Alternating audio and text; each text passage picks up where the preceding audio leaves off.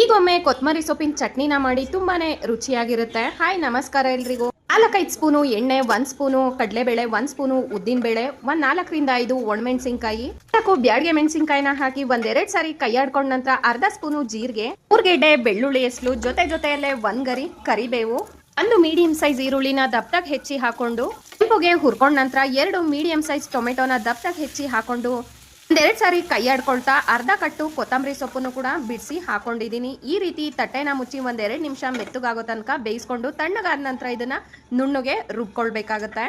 ರುಚಿಗೆ ತಕ್ಕಷ್ಟು ಉಪ್ಪನ್ನು ಕೂಡ ರುಬ್ಬುವಾಗ್ಲೇನೆ ಸೇರಿಸ್ಕೊಳ್ತಾ ಇದ್ದೀನಿ.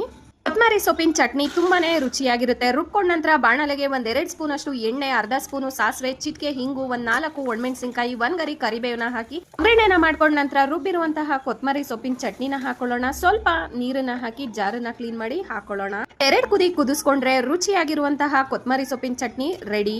ಟ್ರೈ ಮಾಡಿ ನೋಡಿ. Thank you so much for watching.